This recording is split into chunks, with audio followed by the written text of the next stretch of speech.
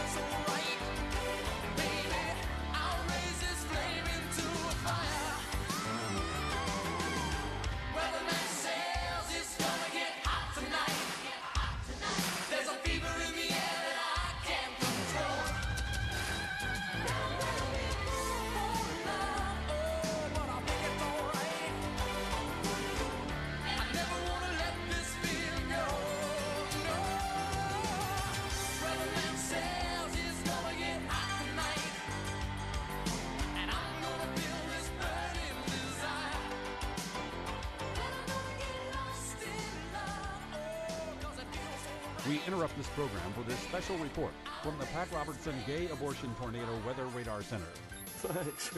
Now you can see by the Weather Judgment Center 9 Gay Abortion Color Radar that there is an area of extreme sin and deprivation that is the most threatened, along a line and 10 miles either side of a line from Los Angeles to Las Vegas. Now, righteous people in these areas should expect the fornicators and sodomites in the path of God's wrath to be swept up by tornadoes and into the lake of fire within the next 15 minutes. You can see these fornicators and sodomites here on Weather Judgment Center 9's patented Sinner Doppler suite. Also, wives in these areas who aren't servants to their husbands and who are just plain not that good looking will be plucked up out of their storm shelters to be boiled in absolute punishment, wherein their giblets will be rendered, their naughty parts sauteed in the clarified butter of their wicked perfidy. In addition, we're keeping a close watch on this tropical storm that will probably attack homosexual structures such as dog grooming parlors and antique stores within the next 48 hours. Be sure to stay tuned to Weather Judgment Center 9 as we continue to track the path of God's wrath. In Jesus' name I pray.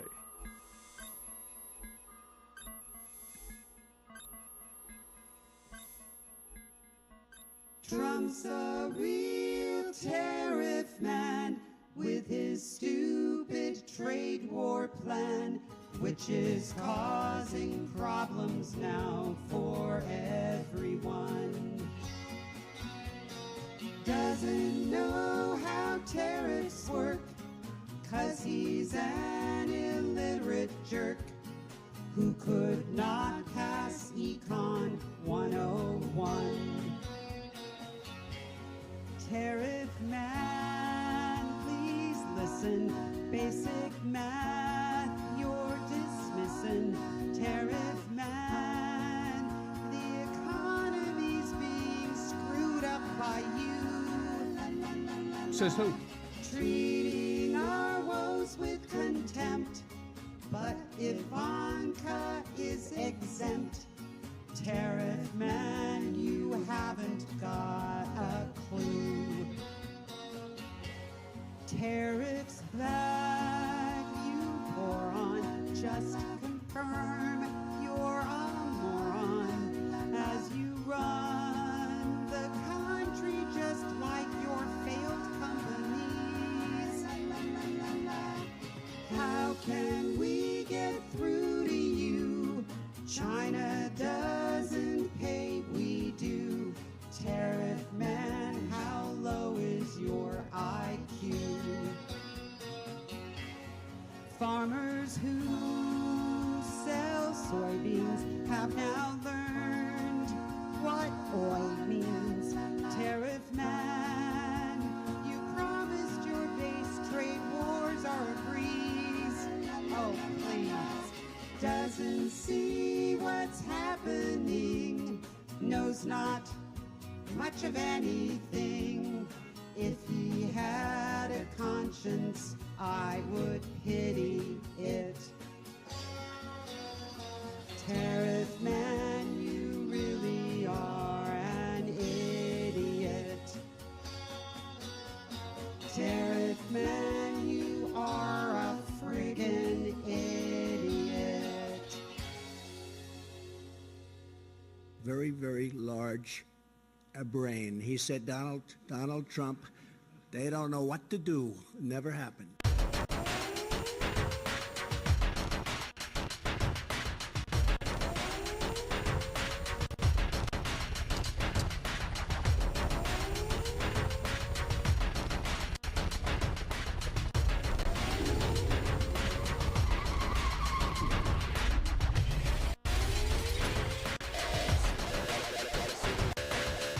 Sequence starts. 10, 9, 8,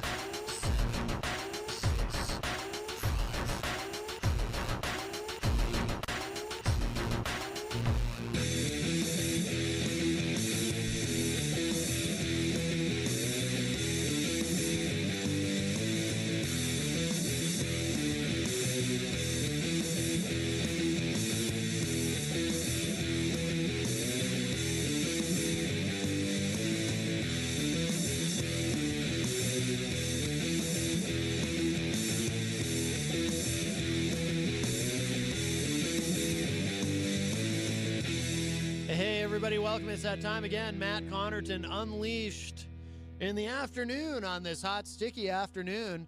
It is, what is it, Monday, May 20th, 2019. Feels like we went from winter to summer. But we are live here on WMNH 95.3 FM, emanating from a very hot, humid downtown Manchester, New Hampshire. Of course, also on Comcast 97 in Manchester, streaming at WMNHradio.org, and on Facebook via Facebook Live on the Matt Connarton Unleashed Facebook page.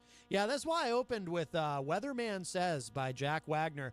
Actually, Peter White and I were having a conversation about that via text right before the show, because it's like really hot in here. It's kind of become an unofficial tradition on this show. You know, the first hot day of the season, I like a little Jack Wagner, the great Frisco Jones from the character that he played on General Hospital. Perhaps this is him calling, thanking me for playing his song, because he really only has one hit, and it wasn't that one. Hi, welcome to Matt Connarton Unleashed. Who's this?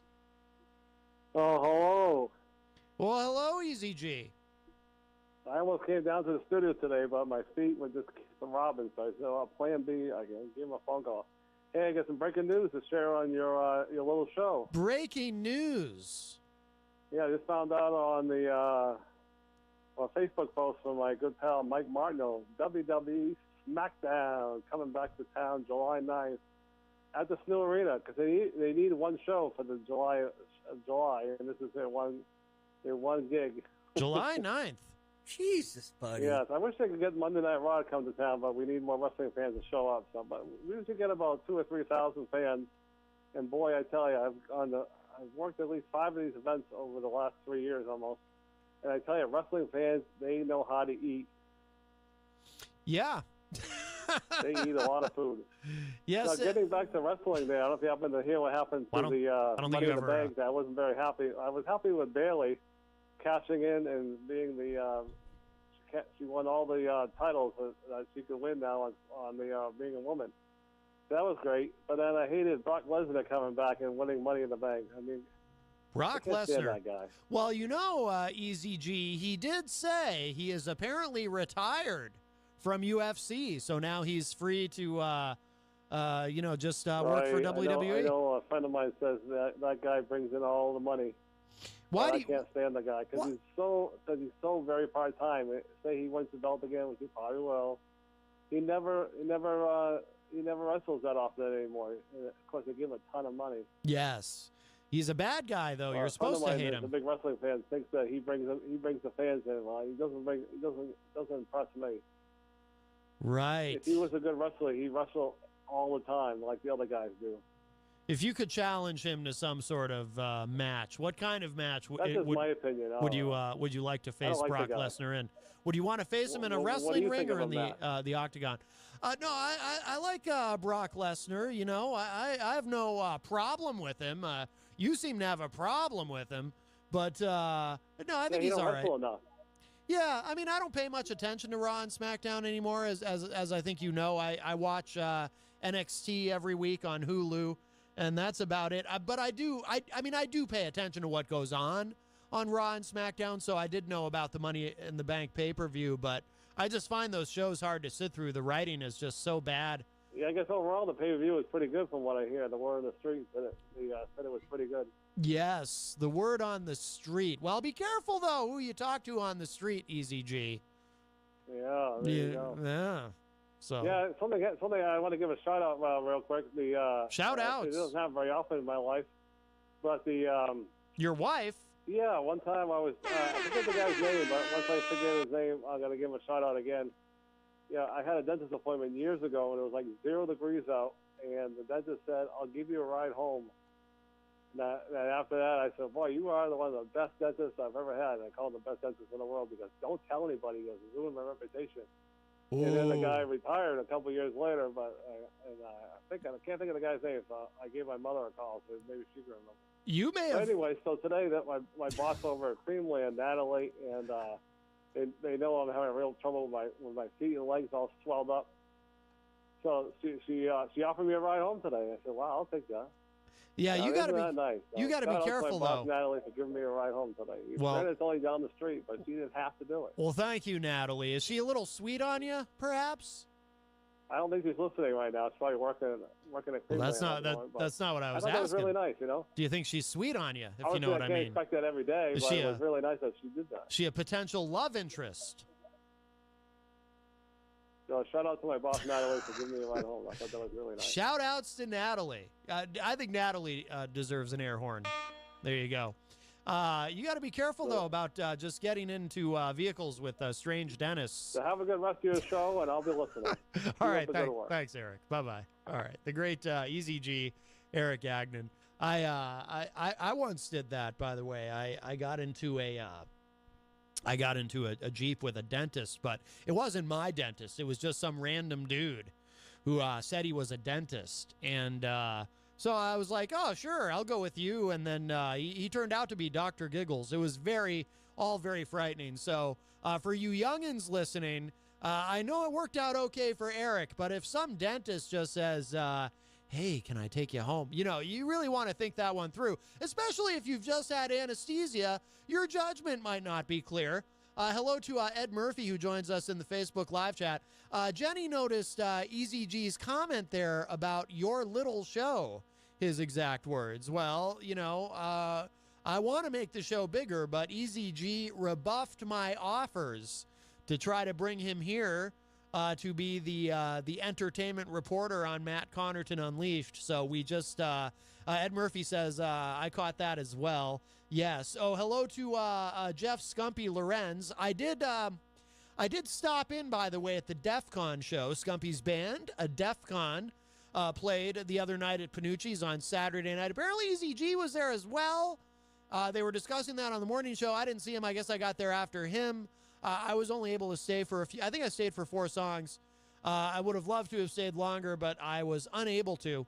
But I listened to them do, what did they do? They did some covers. Everybody Wants Some by Van Halen. Black Days, or Fell on Black Days, whatever it's called, by Soundgarden. Jailbreak by Thin Lizzy, and The Zoo by the Scorpions. So it was wonderful to finally get to see Scumpy live. Easy G said he had to leave. He said this on the morning show. He was talking about he had to leave because it was a little too loud in there. Probably a little too loud in there for me as well. You know, I do have tinnitus, so that was part of why I couldn't stick around for too long. Got to take care of my ears, and I didn't have any earplugs with me. But I do have the constant ringing, which does concern me, because that type of thing only gets worse as you get older, and there's no real treatment for it other than there is a surgery you can get. I know that because William Shatner had to have it done because his tinnitus got so bad he actually considered suicide at one point. This was like 20 years ago. I saw a story where he was talking about it on, I think it was Entertainment Tonight. His tinnitus got that bad. But mine is still at that stage where I notice it. If I'm in a very quiet room all by myself, that's when I notice it. Otherwise, I don't notice it. So hopefully it doesn't get too much worse. Hello to Christian Cunard, who joins us in the Facebook live chat. Jenny says, we all know you have the hots for him, Maddie. I'm not sure who you mean. If you do you mean Eric's dentist? Do you mean Jack Wagner, of course, who played Frisco Jones? Like I said, you know, Peter and I were texting about that right before the show. Here's the thing. You know, when I was a kid watching General Hospital, he came along at a time when, you know, the Luke and Laura thing was pretty much over, and we needed a new hero. And by we, I really mean Port Charles, New York. The fictional Port Charles, New York needed a new hero. And that hero was sent to us, my friends, in the form of Jack Wagner as Frisco Jones. So it was wonderful. Let's see. Scumpy says, hi, Matt. Jenny says, we all have the hots for Fresco. Well, I think you mean, I assume you mean Frisco, unless Fresco is someone else I'm not aware of. Let's see. So you may notice if you're watching and not just listening, I do have the lights off in the studio today because it is so hot. It is hot and sticky in here. So, but we will we'll deal. It's that time. I'll tell you what, I'd rather be hot than cold. I definitely prefer this to winter. 603-250-6007 is the number to call. 603-250-6007. I guess the big story, and there's always a million things going on, but the big story over the weekend is Congressman Justin Amash announcing that, Jenny says, glad I didn't go. Looks like thick air. Yeah, it is. It's repressive, but that's okay. But apparently Congressman Justin Amash has decided to announce that he is ending his political career and returning to the private sector. Now, actually, he didn't literally announce that, but that's basically what is happening. Justin Amash over the weekend saying that the first Republican in Congress to publicly say that he believes that the president should be impeached and that he had read the entire Mueller report and has concluded that the president did, in fact, commit obstruction of justice. Now, the thing is, that does mean, I mean, let's be honest about it, that does mean that his political career is over. In fact, apparently there's already a state rep in Michigan, a Republican state rep who is a Trump supporter, who has announced his intentions to primary Justin Amash in the next election. And, obviously he'll win. I mean, his challenger will win. He'll be able to easily beat Justin Amash because, Republicans, I'm sure in Amash's home state and everywhere else are furious with Justin Amash for saying this. So, obviously, the media reaction to this has been kind of interesting because obviously there are some in the media who have breathlessly said, and I'll play an example for you in a moment, who have, said, well, does this mean, hello to Heidi Hamer, who joins us on Facebook, who have said, well, does this mean that other... Scumpy says, thanks for stopping in Saturday night. You're very welcome. Does this mean that other Republicans will now follow suit? And, I mean, in this particular instance, Justin Amash has actually outflanked Nancy Pelosi. Nancy Pelosi has been very disciplined in saying, well, no, we're not sure that impeachment is appropriate, which really means we know that we can't actually do it. I mean, they can move to impeach Trump in the House, but the Senate, the Republican-controlled Senate, obviously would not convict Trump. So there's really no reason to go through with it. It would kind of be a waste. I mean, some would say, well, you should do it anyway. But I've noticed the media reaction over the weekend seemed to be somewhat restrained in that a lot of people, a lot of the usual suspects who you would expect to react with, is this the beginning of a domino effect, kind of know better. Because it's not. This is an interesting story because Justin Amash is the first Republican in Congress to come out and say, yeah, we should move to impeach because the president clearly committed obstruction of justice. However, it's an interesting story, but it's not a big story. It's not a game changer. It's not a turning point in the Trump presidency. Because, like I said, this is really just the end of Justin Amash's political career. And that's all it is. He can't possibly win re-election. Like I said, he's going to be primaried next election if he does decide to run again. And that'll be it. He'll be done.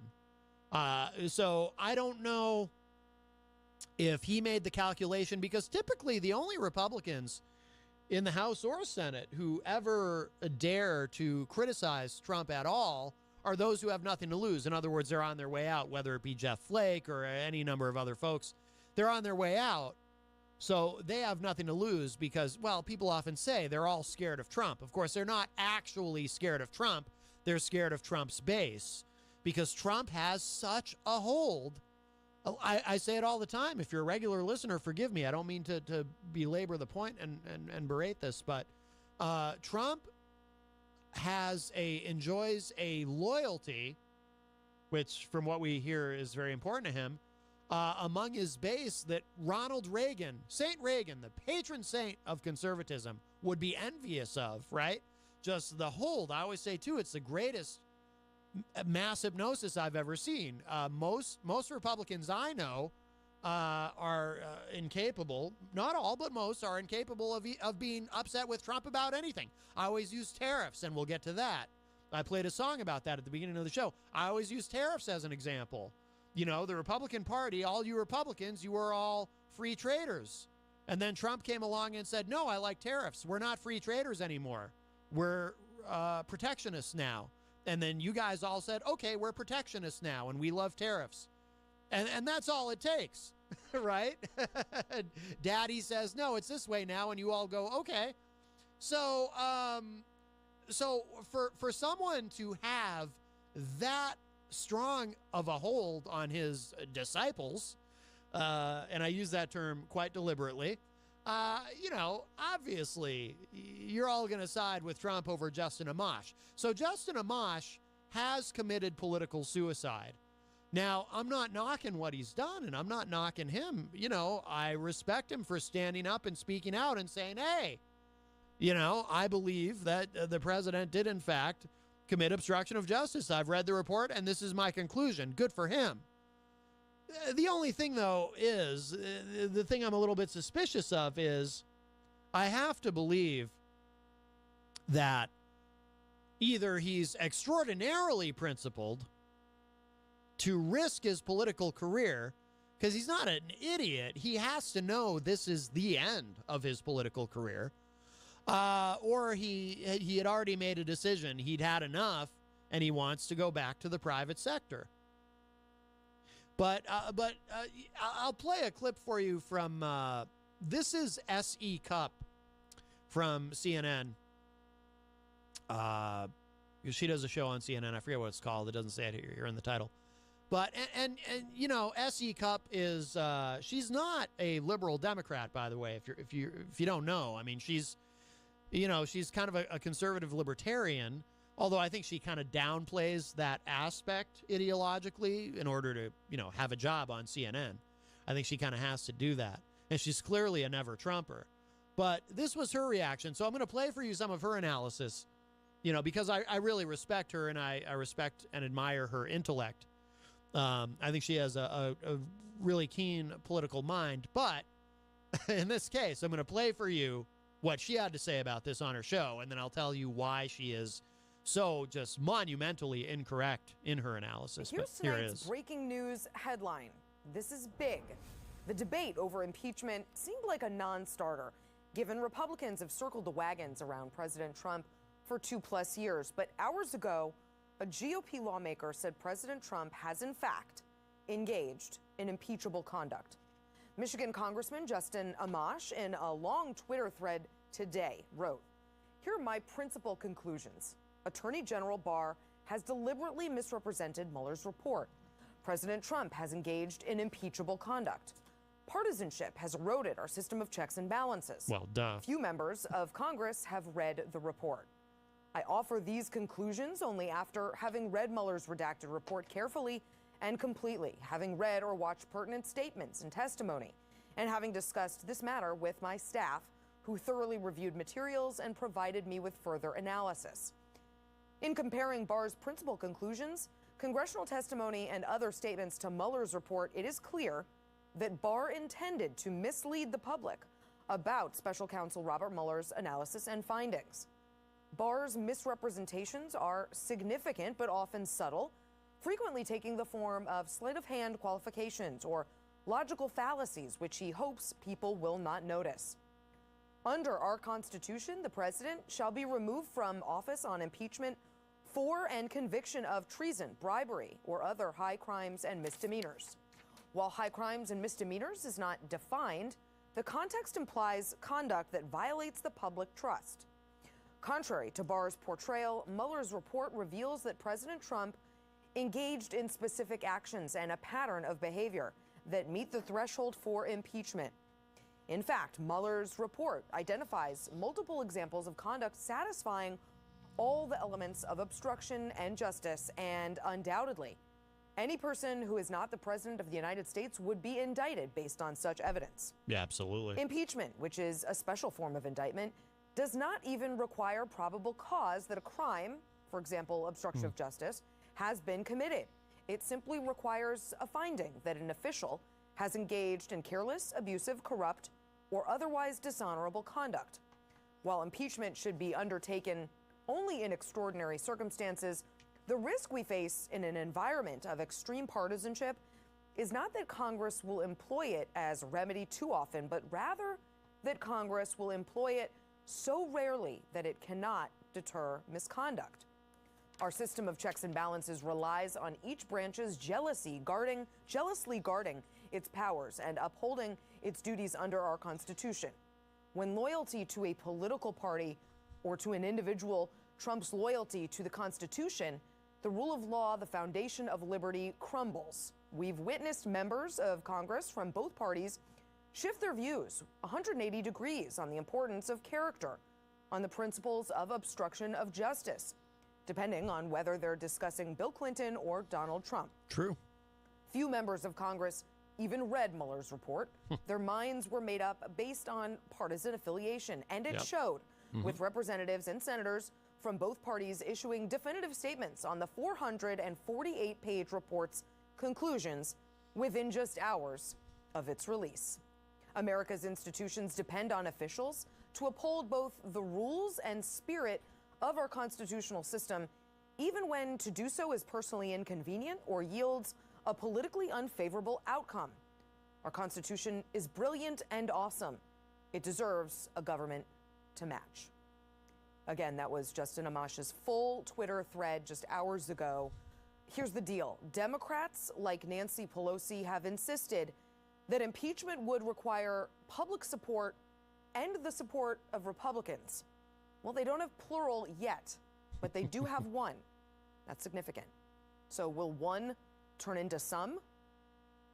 Okay, and that's where she kind of goes over the top there at the end, because we already know the answer to that. Oh, hello to Fred Bonig from the dailyripple.org in the Facebook live chat. So part of why I wanted to play that is, she reads the entire text of the tweet storm, if you will. Did that term even exist before the Trump presidency, tweet storm? Maybe it did. I'm not sure. I'm bad at Twitter. But she bookends it by saying, at the beginning she says, this is big. This is a big deal. And she ends it by saying, one Republican so far will more follow. And, the answer is no. No.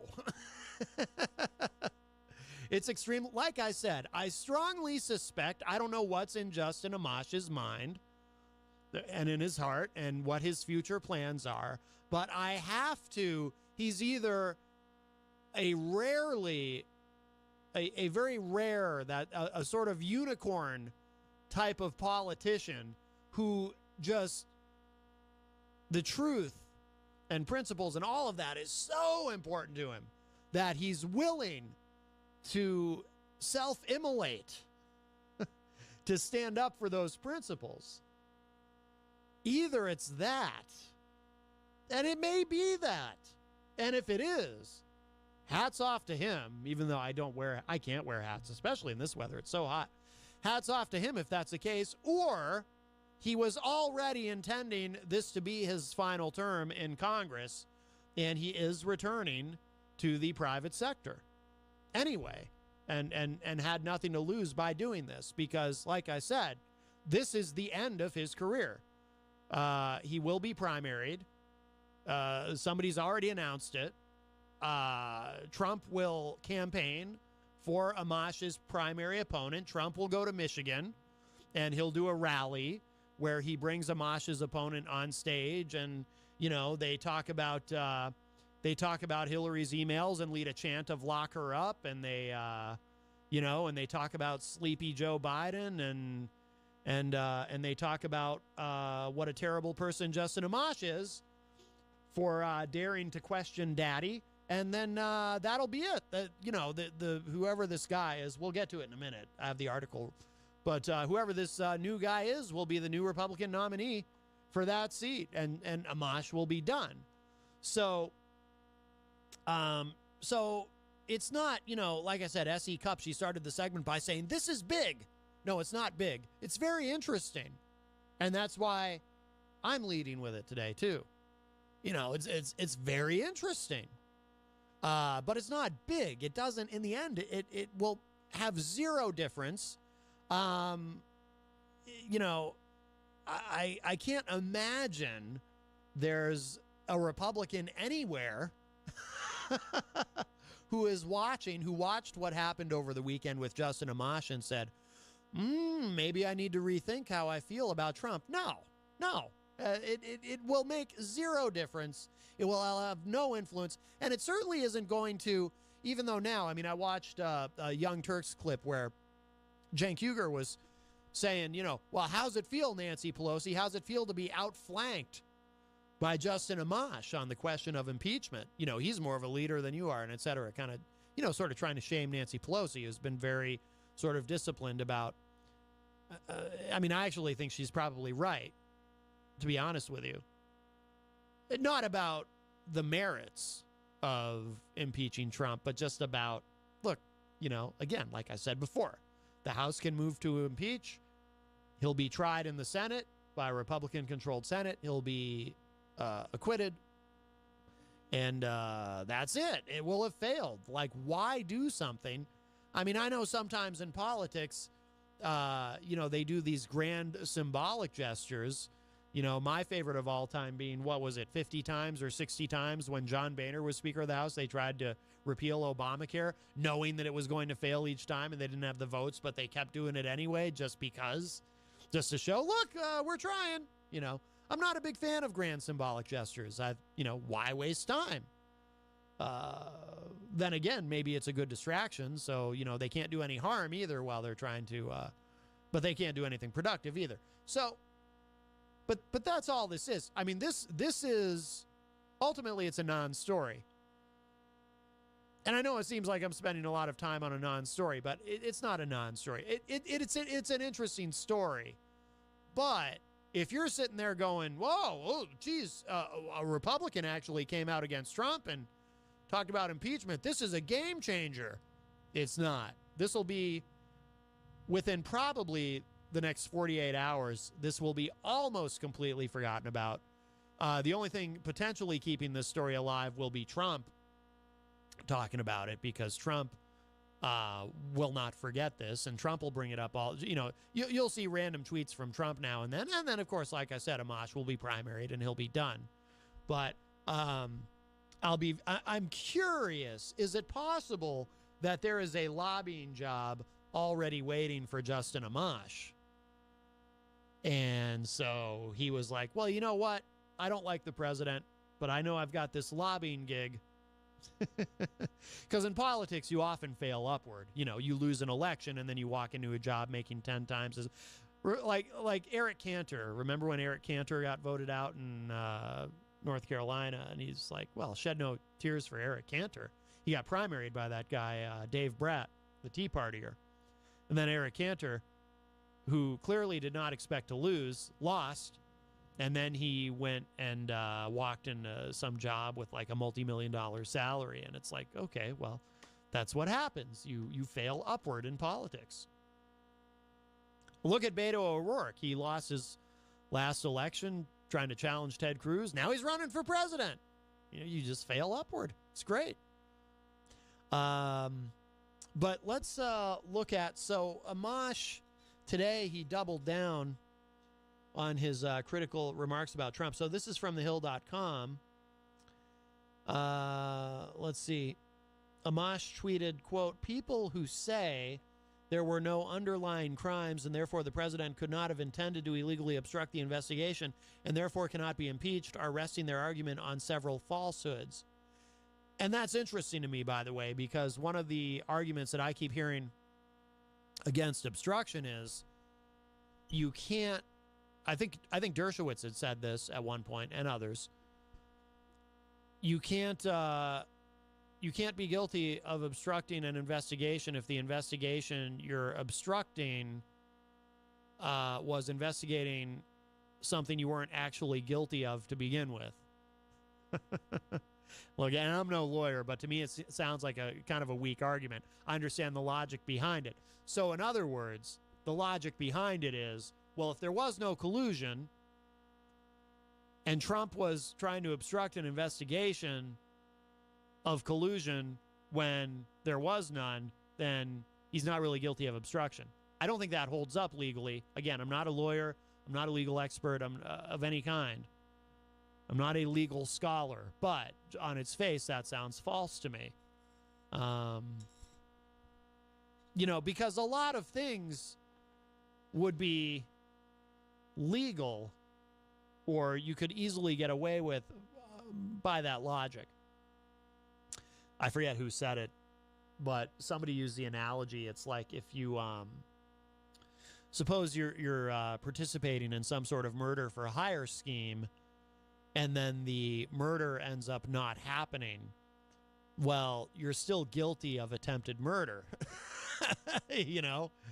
And if you attempt to obstruct justice in the course of that murder investigation, well, just because the crime went unfulfilled, the crime of murder, doesn't mean you're not guilty of obstructing an investigation into an attempted murder. You can't just say, in other words, you can't just say, well, there was no crime, so it's fine.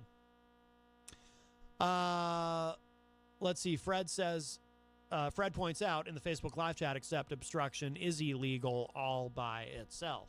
Right, exactly. So it doesn't matter ultimately what you're obstructing or whether you're obstructing an investigation of something that did or did not ultimately turn out to have occurred. The obstruction itself is the crime.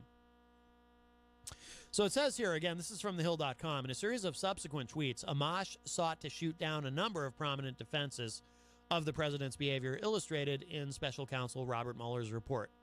Amash argued it would be inaccurate to say, quote, there were no underlying crimes, unquote, revealed by Mueller's investigation, that obstruction of justice requires an underlying crime, that the president should be allowed to use any means to end a so-called frivolous investigation, and that the threshold of high crimes and misdemeanors requires actual criminal charges.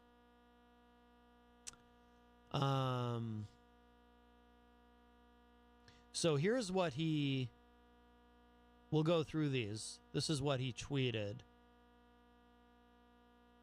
Well, actually, let me skip down. We'll skip down to kind of this. I don't want to read all these, but so Amash on Saturday became the first Republican lawmaker to say Trump engaged in impeachable conduct. The House Freedom Caucus member, and by the way, that's important to point out. This is not, because I'm sure,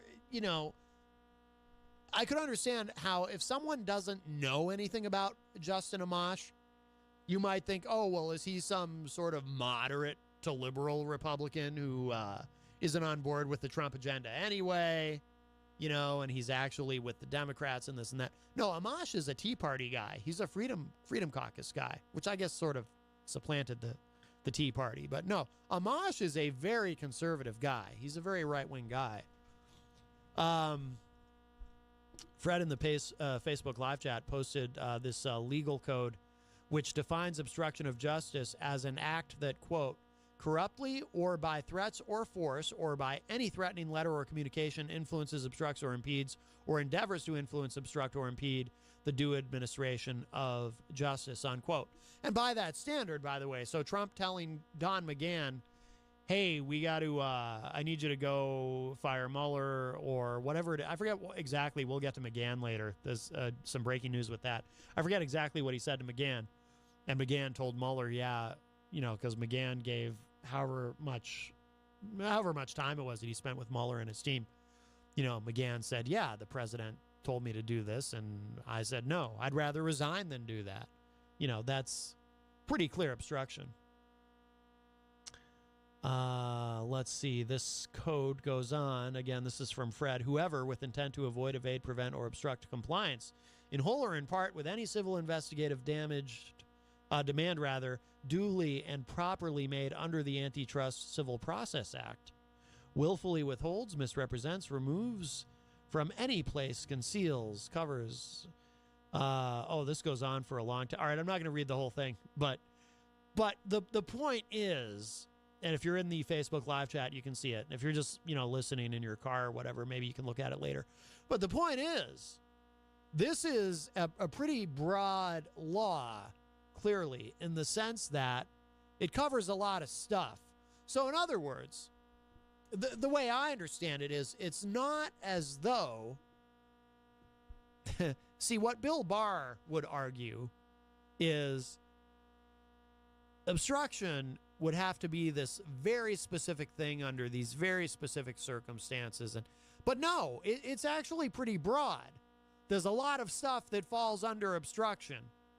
Doesn't matter if it's trying to obstruct an investigation into something that may or may not have occurred. Doesn't matter how the obstruction was done. Doesn't matter if the obstruction was successful or not.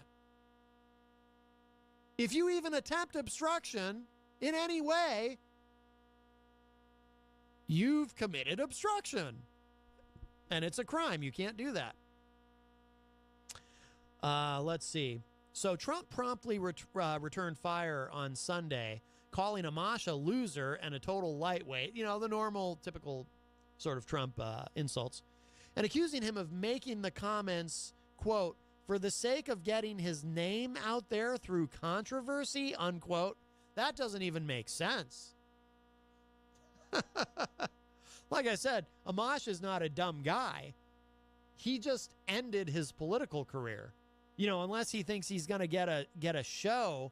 I mean, maybe Trump is sort of projecting a little bit of himself onto Justin Amash there. Trump clearly has said things in the past. Look, Trump's presidential campaign, part of why it was so successful is remarks that he made that were controversial, that got him in the news, that got Republicans enthusiastic about him, But why would Amash do this? This doesn't help. Like I said, this has ended Amash's political career. The president has maintained that Mueller's investigation found no collusion and no obstruction. The special counsel did not establish the Trump campaign conspired with the Russian government, and Mueller neither implicated nor exonerated the president on obstruction charges, leaving the matter up to Congress for further investigation. House Minority Leader Kevin McCarthy, see, now they're going to circle the wagons. This is why ultimately what Amash has done will have zero effect. House Minority Leader Kevin McCarthy, Republican of California, yesterday suggested Amash made the claim to get attention and noted the congressman's tendency to buck the party on legislative votes. What has he bucked the party on? Maybe he has bucked the party on something. I can't imagine what, though. Like I said, he's a pretty reliable House Freedom Caucus guy.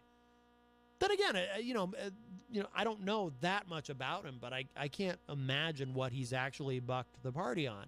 And like I said, I don't think this whole getting attention thing, for what? It's negative attention in terms of his career. That would be like, it would almost be, this is a terrible analogy, but I'm going to run with it. It would almost be like if Michael Jackson, when he was alive, saying, well, he brought these, he planted these allegations of child sexual abuse out in the media to try to get attention for himself. It's like, that would be absurd. Why would someone try to get attention for himself in a way that's going to harm him? McCarthy also said, and he said this on Fox, quote, it's a question whether he's even in our Republican conference as a whole. What? He's a Freedom Caucus guy. He's as in your Republican conference as it gets. He's probably more in your Republican conference than you are. This is quite the spin on McCarthy's part. Quote, what he wants is attention in this process. He's not a criminal attorney. He's never met Mueller. He's never met Barr. Now he's coming forward with this because this is what he wants, unquote. Yeah, that's a big reach. Michigan State Rep Jim Lauer said this morning he would challenge Amash in a GOP primary for the 3rd Congressional District nomination. Amash has represented the district since 2011. He won re-election last year with 54% of the vote. Well, I mean, this Jim Lauer guy is, to talk about right place, right time. He will. I mean, if he's serious about being a primary challenger to Amash, I mean, that's his nomination. Fred posted a bio. I assume this is from Wikipedia in the Facebook live chat of Justin Amash. Like I said, I don't know that much about the guy, but he worked as a corporate attorney for his family's business for a year before being elected to the Michigan House of Representatives in 2008. Yeah, so he's been there for a while. He's been there for more than a decade. So there you go. We'll probably move on from that because, like I said, that's all going to blow over. The White House has apparently told Don McGahn. Remember Don? Oh, I have a song. Maybe I'll play it later. The Don McGahn Band song that I like to play on the show once in a while. The White House has told Don McGahn he is not to comply with a subpoena to testify. I'm not sure how that works. Oh, I found the song. Can the White House just order someone not to comply with a subpoena? It says here, this is from HuffPost. Trump to block ex-White House lawyer Don McGahn from testifying on Mueller report. A Justice Department legal opinion says the House Judiciary Committee cannot compel McGahn to testify. Wow, okay. We're in some new territory here, my friends. The Trump administration indicated today it wants to block former White House counsel Don McGahn from testifying before the House Judiciary. Trump intends to have McGahn defy a congressional subpoena and skip a Tuesday morning hearing, the latest move in an ongoing battle between the administration and House Democrats.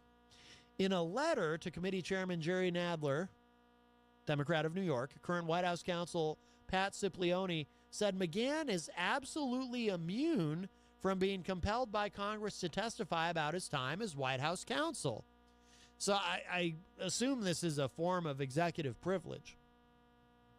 The letter said, quote, "There is no question that the position of counsel to the president falls within the scope of the immunity.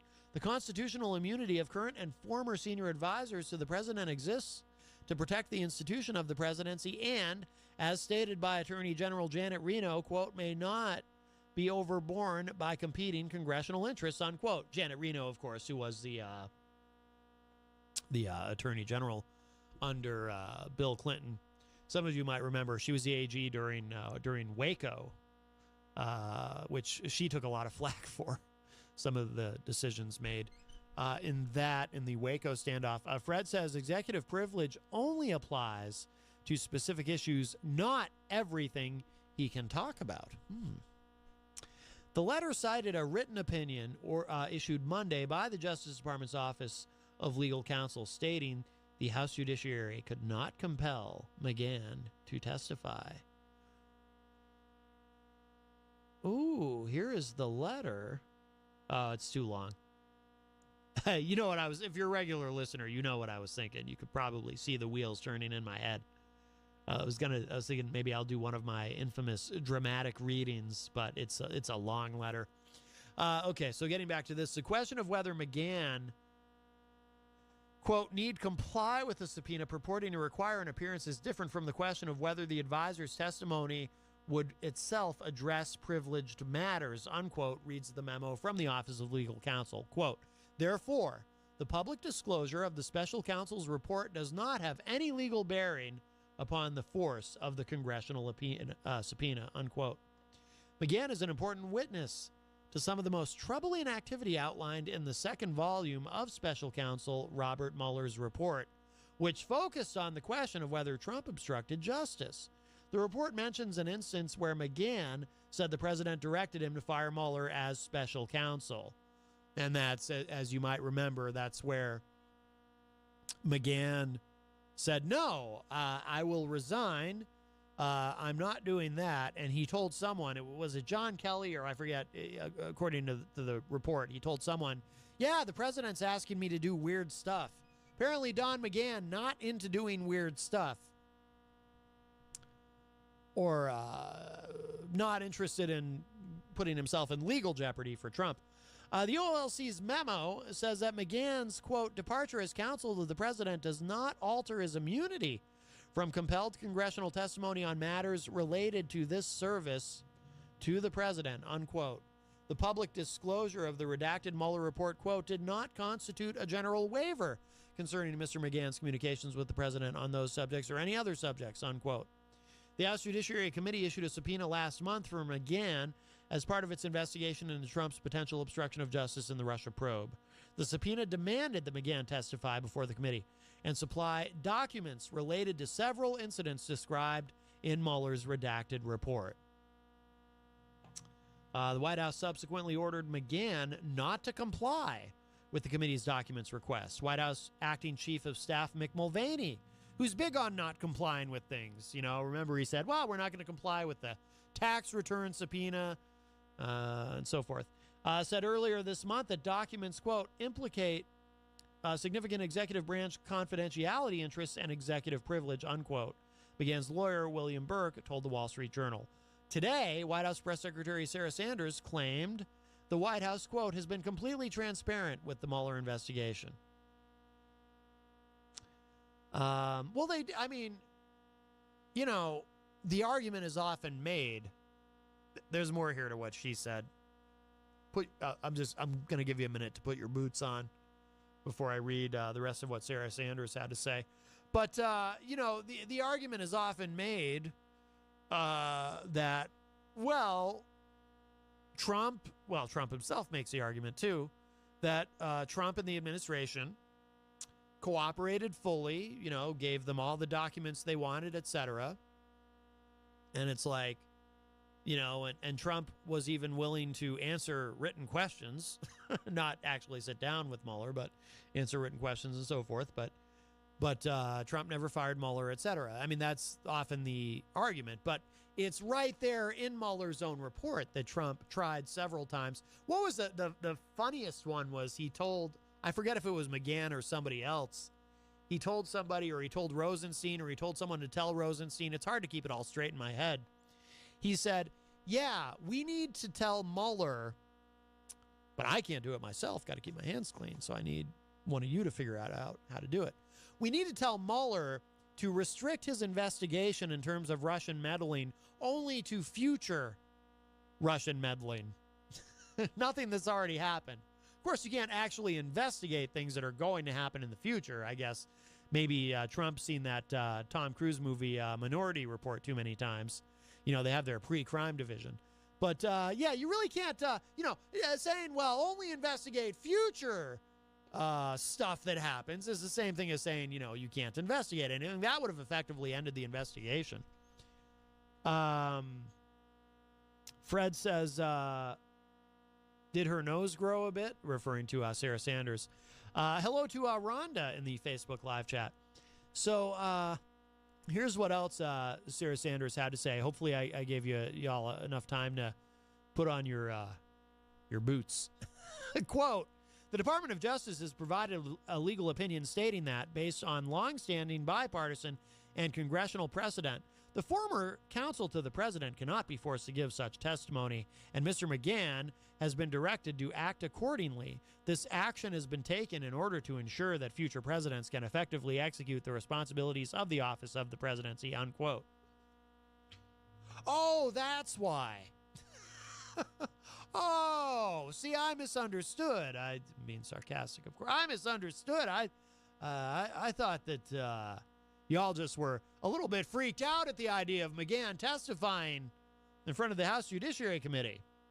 And by the way, they are not, the Trump administration, not happy with Don McGahn personally, and as a means of punishment, they are not this time around using McGahn's law firm. Apparently, in the re-election campaign, they are not using McGahn's law firm as they had done in the past. Apparently, if I read this correctly, there are some things that the firm that McGahn works for is handling in terms of things that they're finishing up handling, I guess, basically. But they will not be used in the future. And someone in the administration said to somebody in the media, well, why would you want to reward your enemies? So they actually regard McGahn's law firm now as the enemy. So they now regard Don McGahn as the enemy. So I'm going to play this in a moment. Rocky Mountain Mike, one of my favorite YouTubers, will listen to a little Don McGahn Man and a couple other quick things, and then we'll come back for hour number 2 of Matt Connarton Unleashed. I'll probably go ahead and turn the lights on now that it's getting a little darker out. If you're just joining us and you're watching online on the Facebook, it's very, very warm in here today. It's hot and sticky and humid, so it's kind of nice to just, on a hot summer day, even though it's not summer yet, just leave the lights off, open the windows, leave the lights off. It just makes it seem a little bit cooler in here, but it is getting a little dark, and I do like a lot of light to help kind of keep the neurons firing, So we will be back with more Matt Connarton Unleashed. We are live on WMNH 95.3 FM. It's a little Don McGahn Man for you.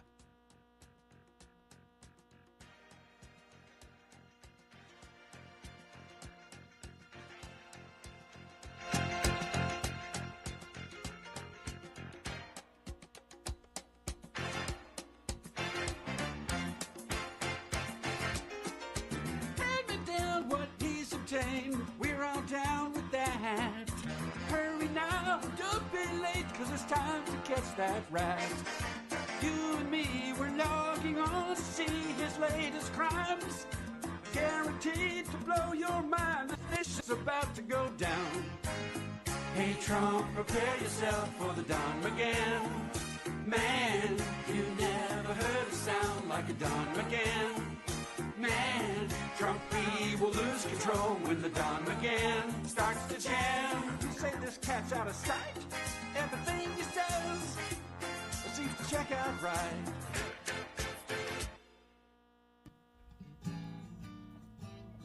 Well, times is tough.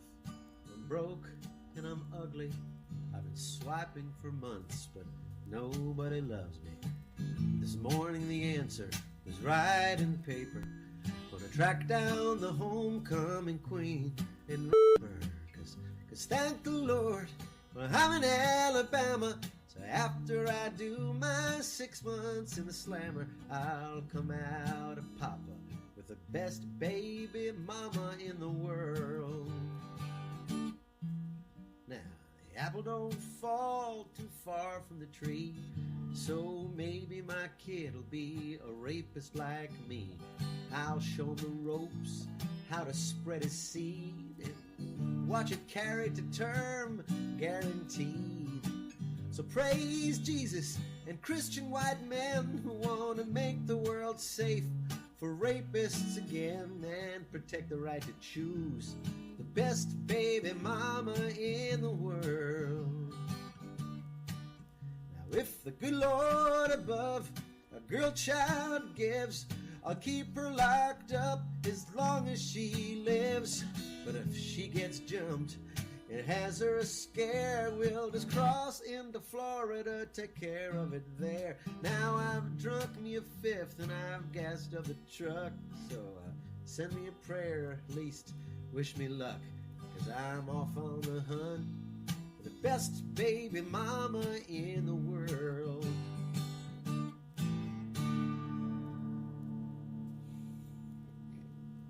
Became a politician or president, had a few core convictions. He's famous for having a very flexible ideology where he changes his mind on things left and right. But he does believe on certain things about trade and certain things about tariffs, dating back from the 1980s when he was a New York businessman. He believed that tariffs are important and helpful to grow an American economy. Understanding there might be some short-term pain, but he thinks that the good will outweigh the bad. And what we're seeing here is the president has time and time again suggested that, first of all, that trade wars, as he put it, are good and easy to win. He also has deemed himself tariff man. He feels that tariffs are a key way, punitive tariffs, to punish another economy, another country's economy, and to grow the United States' own economy. He does not always seem to understand, at least publicly, how they work. and seems to, if not understand, at least doesn't want to discuss the impact it will have on the American consumers. How your average American will go to a store and now have to pay more for goods because of these tariffs, because the ones that China has put on American goods. And obviously a lot of things Americans buy are made overseas. Now the president argues that, like, tariffs, well, in best case scenario, things be manufactured at home, so therefore you wouldn't have to worry about it. And sure, there's an argument to be made that some tariffs could lead to productivity at home, but there are certain things that just America doesn't make anymore, and other countries do, and do a lot cheaper. So this is going to be passed on to the consumers, and politically, that's dangerous for the president, because a lot of these people who could be adversely affected, whether because they're just buying goods at the store, or let's say China hits back in certain industries and commodities like soybeans in the Midwest, those are the very voters, those heartland voters who supported Donald Trump in 2016, and he needs again in 2020. Jesus, he also views, buddy. And this applies to all aspects of foreign policy, but particularly in economic foreign policy and trade, that the world is a zero-sum game. Like, if they're winning, we're losing. He doesn't really understand that countries can sort of grow together, the market can grow together, or at least he doesn't voice that opinion. 1, 2, 3, 4, 1, 2. Let me tell you how it will be. It's not like I said at the G20. 'Cause I'm the tariff man. Yeah, I'm the tariff man. The stock market is plummeting. And I got angry calls from Xi Jinping. 'Cause I'm the tariff man. Yeah, I'm the tariff man. If you sell us stuff, I'll tax your ass. If you tax us back, no liquid gas. I don't care if all the costs are passed. I'm too unmarried, 'cause middle class. Tariff man.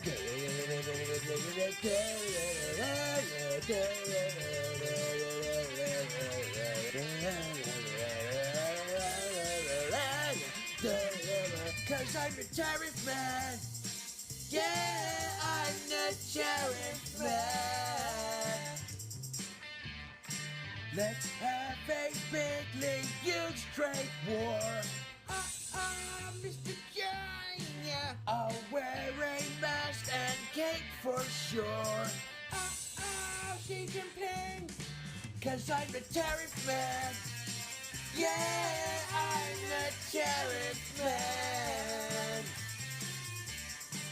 Now my advice for Xi Jinping. Tariff man. You can't stop tariff man winning. Tariff man. 'Cause I'm the tariff man. Yeah, I'm the tariff man. And I'm working for no one but Putin. Tariff man.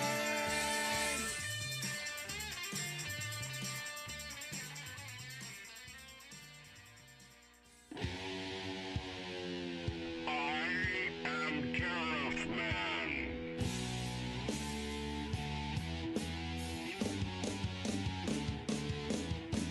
There he goes again, tweeting up a store with his own skin.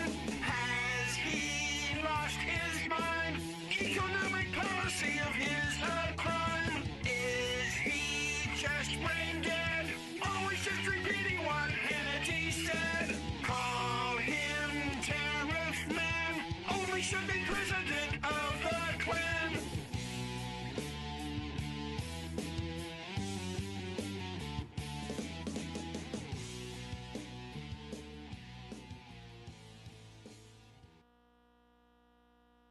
I mean, it's not funny. It's nothing.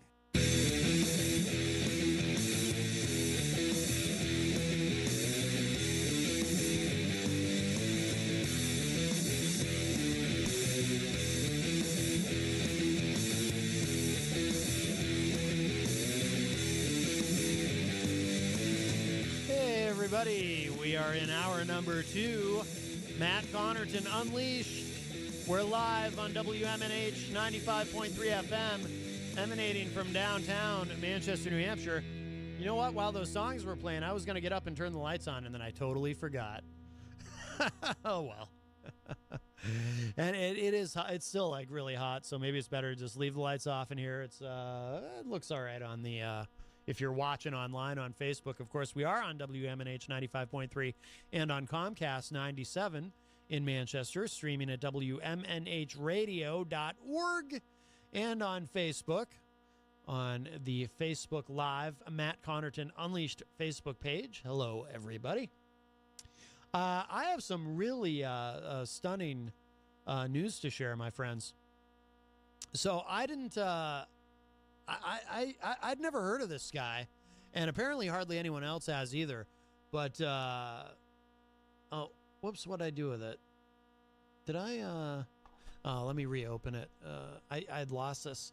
I'd closed this window by mistake. So there was, not the window here in the studio, certainly. It's very, very warm in here. Where did this go? Geez, I totally, sorry, everybody. I have a shocking news story for you. Oh, here we go. Yeah, it's here. Okay. There was this actor who had committed suicide recently. His name was Isaac Cappy. Now, I'm not familiar with Isaac Cappy, and there's a good chance neither are you. Not exactly a household name, but he committed suicide, apparently, which was, obviously very, very tragic. You always hate to hear about that, but was it a suicide?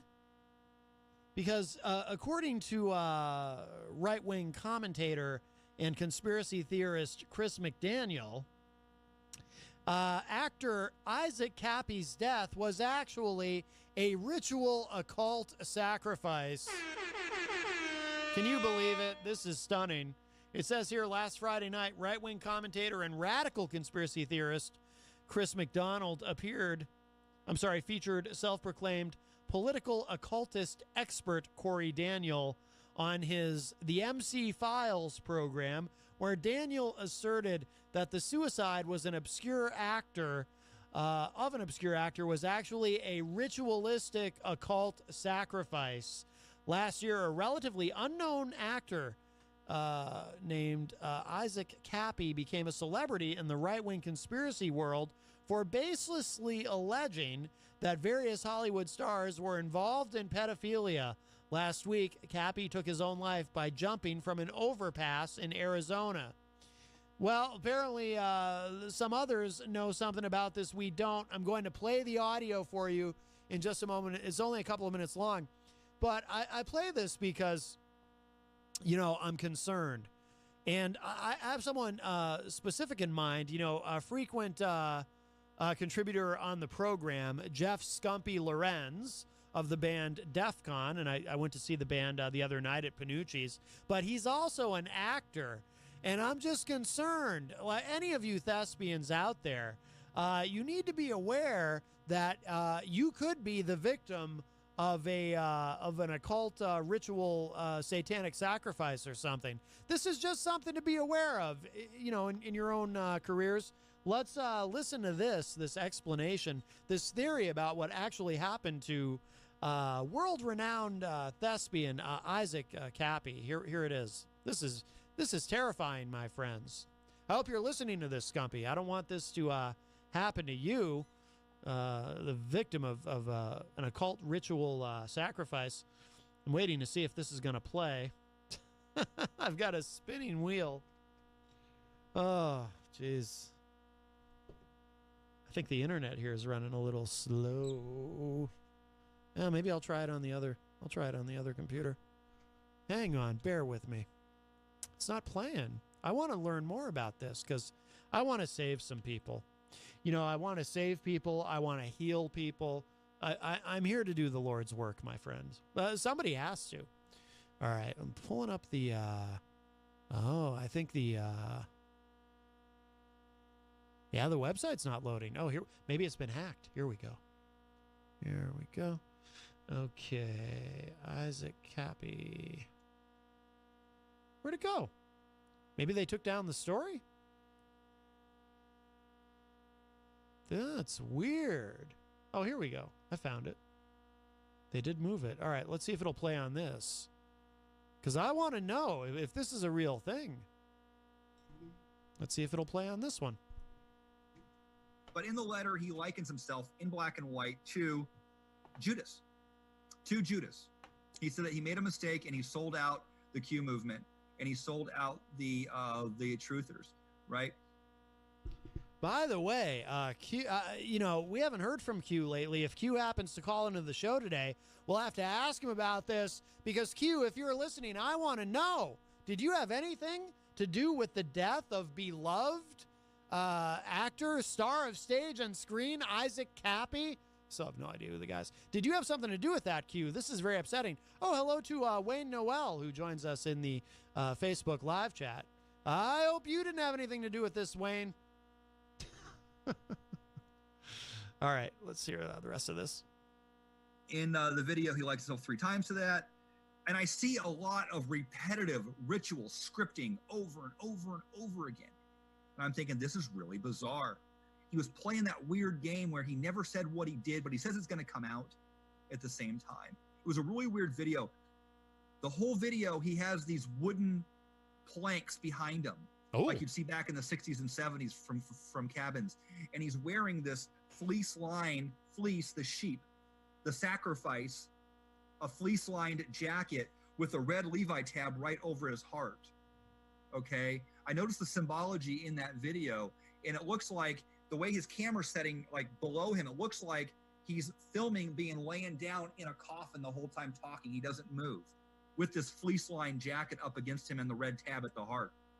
I think it was being signaled there that he was a sacrifice.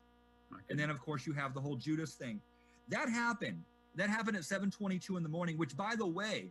No, wait. Now, before you... we'll play the rest of it, but I'm thinking this. Before some of you just go, oh, this guy sounds crazy. Didn't, in the Bible, doesn't Judas wear a fleece jacket? I'm not sure. I mean, it's been a long time since I was raised Catholic, but I haven't revisited that. But I just seem to remember Sister Margarita saying something about that in 8th grade. I could be wrong. He outed Seth Green at 7:22. Wow. July 22nd last year is when he outed Seth Green. He died at 7:22 in the morning. If you invert 722 to 22 over 7, you know what you get? That's the fractional approximation for pi, 3.1. 3.1, exactly. Okay, so... Aha! I love when these guys do this stuff, by the way, when they bring out the numbers and start doing all this stuff with numbers like, did you know if you divide 10 by 2 and you get 5, and then what's, if you go up one number, that's 6, and then if you have 3 6s, that's the mark of the beast, but if you take the mark of the beast and you divide it by 3, then you have 222, and 222 is the number you get when someone does a ritual occult sacrifice on an actor that no one's ever heard of. Aha! It's just funny that you can do all kinds of dumb stuff with numbers. It's great. You have a lot of mathematical and symbolic shenanigans going on here. You have DPS closing this thing down. What's DPS? Within hours, saying, it was a murder. I'm actually going to do some research here. Pastor, I am toying with the idea. I don't know how to. I've never done anything like this before. Of starting a movement demanding an investigation. Yes. Demanding it from somebody. Somebody pick it up. Right. No, hey, that makes sense. This guy's on to something, because I don't know if y'all know about this, but most things don't get investigated. They're just sort of, it's like, oh, look at this that happened, and then somebody writes a report, and then it goes in a drawer or something. Hardly anything ever actually gets investigated. So this guy's on to something. Let's have an actual investigation. Maybe somebody could write a couple of things down and maybe have them in a couple of different drawers in case something happens to one thing in one drawer. You still have the other thing in the other drawer. I like the way this guy thinks. Investigations and accountability and so forth. Have a guy outing over 10 people in Hollywood. I mean, the guy was wearing a fleece coat and there were wooden planks. How do you not investigate that? For pedophilia. And then he dies. on a bridge after making a video saying he's not suicidal. It's bizarre. Well, there you go. All right. Well, that seals it for me. That's clearly there was an occult ritual sacrifice involved here. I think it's obvious to all of us. And, you know, that Q reference in the beginning of that was pretty interesting. Oh, hello to Dr. Jeff Cassell, who joins us in the Facebook live chat. Fred Bonig from the Daily Ripple said Judas did not wear fleece, but John the Baptist did. Very interesting.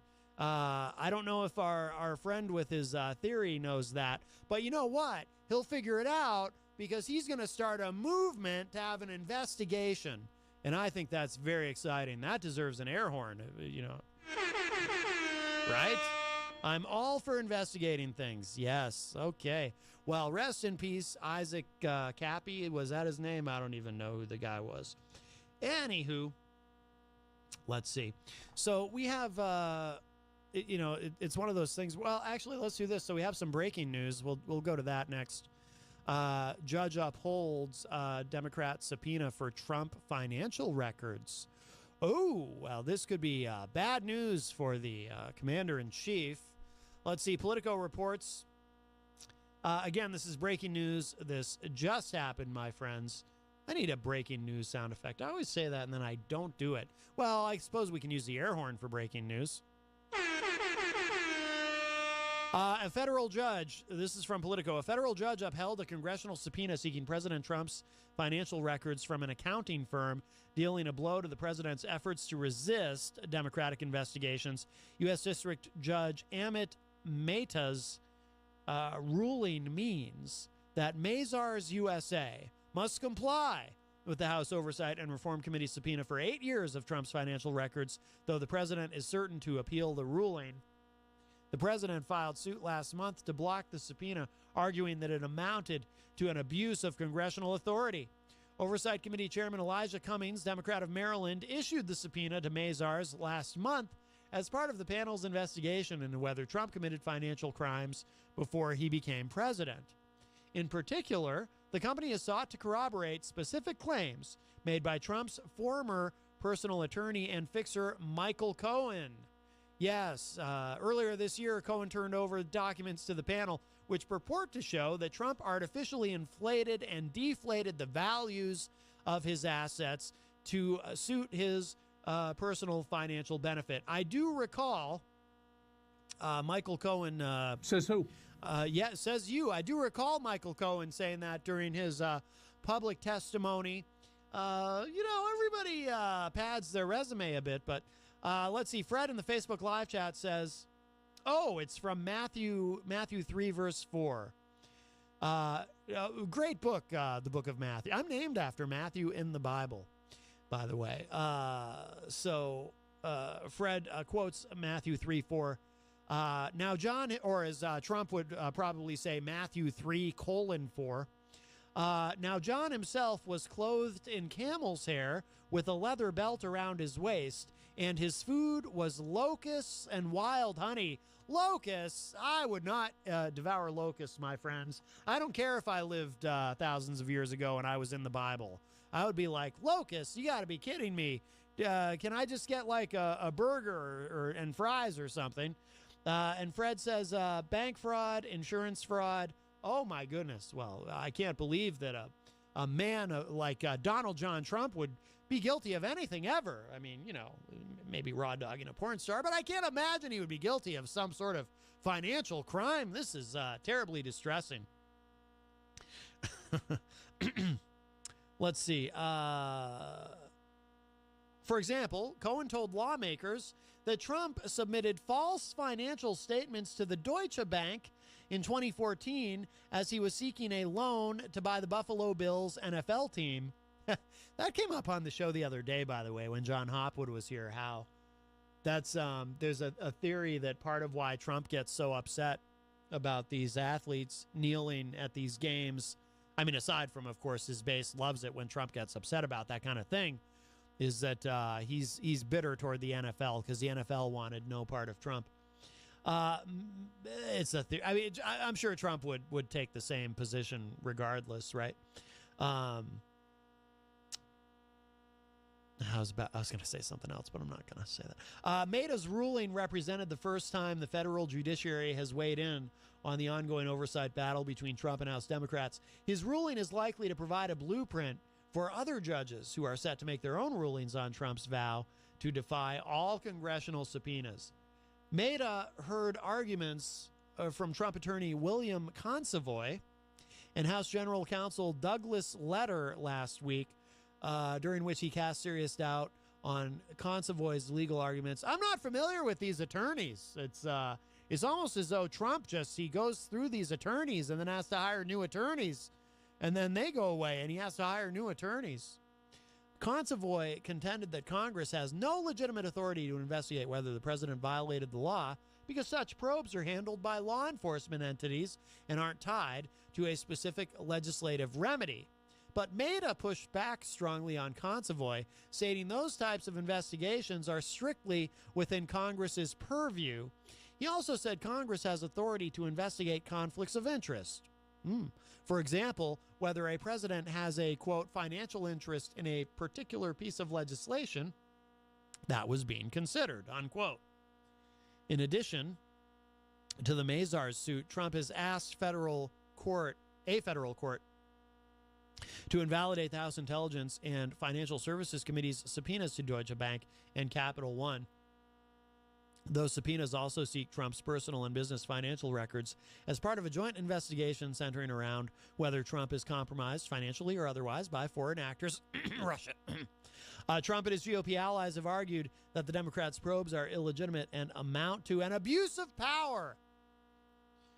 I like to say that phrase loudly. Abuse of power. It's just kind of fun. Let's see. Wayne says in the Facebook live chat, every member of Congress is most likely guilty of some kind of fraud. Well, I would tend to agree with that, Wayne. That's why I don't trust any of these people. We'll give you an air horn for that. Let's see. There was other breaking news.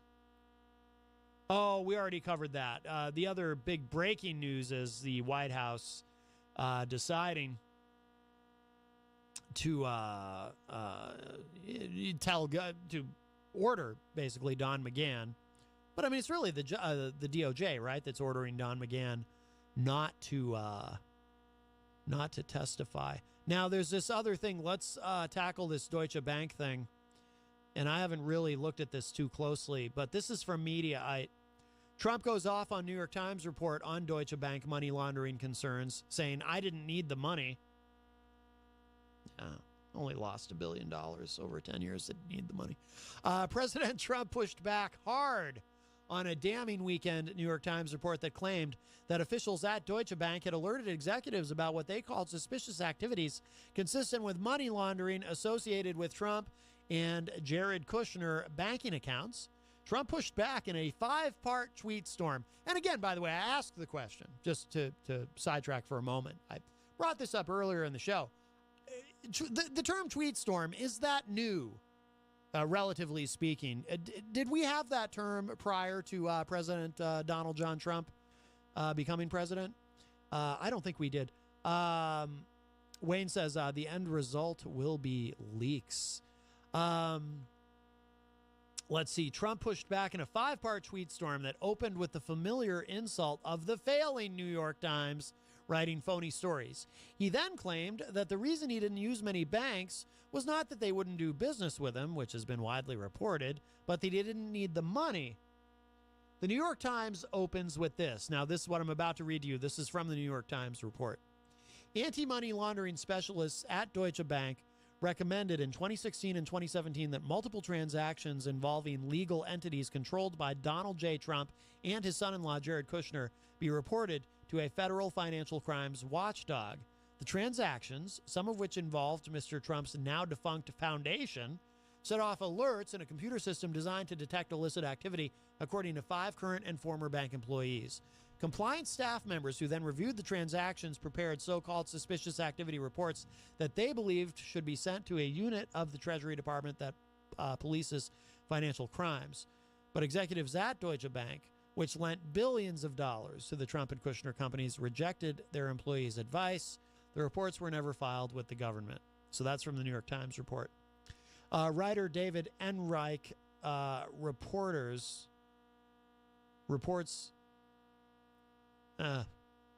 Mediaite needs to hire a proofreader. So I will self-edit this as I read this. Writer David Enright reports later in the piece that Trump's two-decade relationship with Deutsche Bank occurred, quote, during a period when most Wall Street banks had stopped doing business with him after his repeated defaults. Deutsche Bank lent Mr. Trump and his companies a total of more than $2.5 billion. Wow. If you need a big loan, that's where you go, I guess. Odd that the money laundering claim was not what set Trump off. Yeah, that is odd. But instead, the report that Wall Street banks had shut him out. Trump tweeted this. Sometimes I wish I could do a Trump impression, but I really can't. All right, so here's Trump's tweet storm about it. The failing New York Times, it will pass away when I leave office in 6 years, and others of the fake news media keep writing phony stories about how I didn't use many banks because they didn't want to do business with me. Wrong! It is because I didn't need money. Very old-fashioned, but true. When you don't need or want money, you don't need or want banks. Banks have always been available to me. They want to make money. Fake media only says this to disparage and always uses unnamed sources because their sources don't even exist. The mainstream media has never been as corrupt and deranged as it is today. Fake news is actually the biggest story of all and is the true enemy of the people. That's why they refuse to cover the real Russia hoax. But the American people are wise to what is going on. Now, the new big story is that Trump made a lot of money and buys everything for cash. He doesn't need banks. But where did he get all of that cash? Could it be Russia? No. I built a great business and don't need banks. But if I did, they would be there. And Deutsche Bank was very good and highly professional to deal with. And if for any reason I didn't like them, I would have gone elsewhere. There was always plenty of money around and banks to choose from. They would be very happy to take my money. Fake news. By the way, just as observation, it's lucky for Deutsche Bank that they did, that Trump did like them so much, because Trump has, in the past, sued banks that he owed money to as a way of getting out of paying them. Coming up with some reason why he didn't really owe the money or something. Let's see, roughly 10 minutes after posting this Twitter thread, Trump then followed with a clarification that 2 tweets were missing, but that there was no time for a redo. What? 2 of the tweets were missing. Oh, probably the part where he objected to the money laundering and addressed that. That's probably what was missing, right? I'm guessing. So there you have it. Let's see. You're listening to Matt Connarton Unleashed. We are live, and the phone line is open. 603-250-6007 is the number to call. 603-250-6007.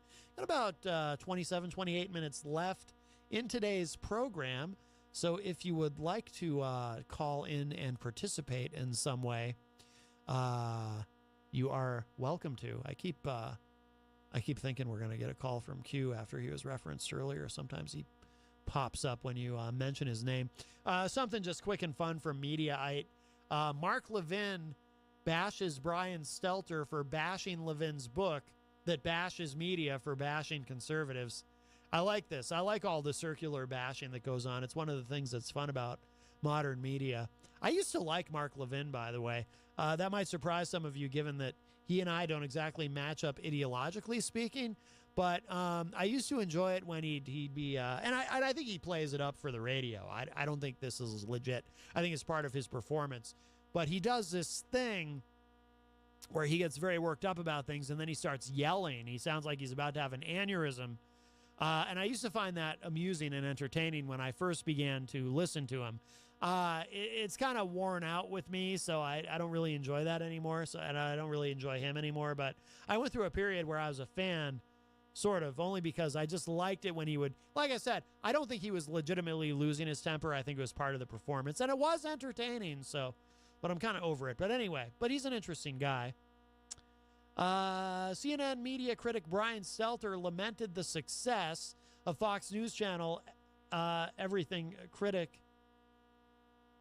Did I mention Mediaite needs a editor, a proofreader? I'm trying to self-edit this in my head as I say it. I'll start it over. CNN media critic Brian Stelter lamented the success of critic Mark Levin's book, or everything. I don't know what they're trying to say there. The success of Mark Levin's book, Unfreedom of the Press, already #1 on Amazon a day before it is released.